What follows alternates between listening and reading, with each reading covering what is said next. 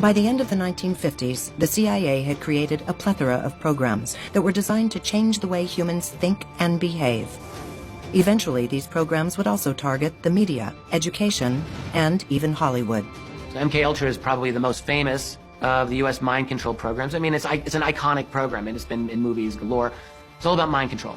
So what's interesting about MKUltra is, A, it was secret for many years. No one had any inkling that this was going on. And we're talking, look, some horrific, off-the-charts, like Frankenstein-type experiments. We're talking sensory deprivation experiments on unwilling and unwitting human subjects, some of them terminal.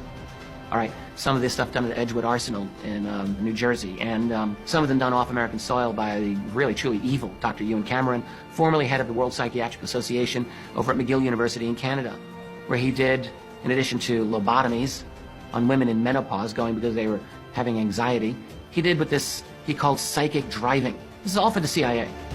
Lovely stuff here in the early 1960s.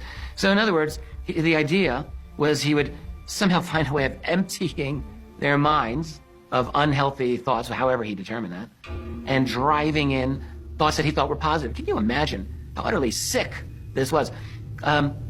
This was the head, one of the most prestigious psychiatrists in the world. Now I know what it feels like to be God. Operation Mockingbird, it's called. It's a whole project to infiltrate Central Intelligence Agency people into the media and to put out false stories and to suppress truthful stories and affect the news. And they undoubtedly do that in Hollywood. There's not any doubt of that. You know, it's an interesting thing. When Richard Condon wrote The Manchurian Candidate in the late 50s, it was interesting because he was really focusing on the Chinese and the North Koreans. But I guarantee you, by the late 50s, the U.S. was so far ahead of the Chinese and North Koreans, and probably even the Russians, in what we would call brainwashing techniques. And I don't really know what Condon knew, but I suspect he knew quite a bit. Our intelligence community has just done all these things. And by the way, they did it with their own cache of imported Nazi scientists, courtesy of Project Paperclip. Thanks, guys. But by swallowing the Nazi pill, which is really what America did after World War II, we, in a lot of ways, became the enemy that we fought against. The irony is that in World War II, we fought the Nazis and then became the Nazis. The irony is that during the Cold War, we opposed the Soviets and now have become the Soviets. You know, Nietzsche always said, beware of fighting monsters, lest you become one.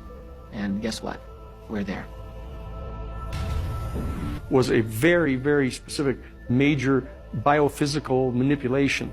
You know, this other thing of propaganda and trying to, they refer to it as public diplomacy against the United States people. Well, there's not any doubt about that they're engaged in propaganda and trying to mold public opinion. That's what Operation Mockingbird is all about, putting them into the media and planting stories.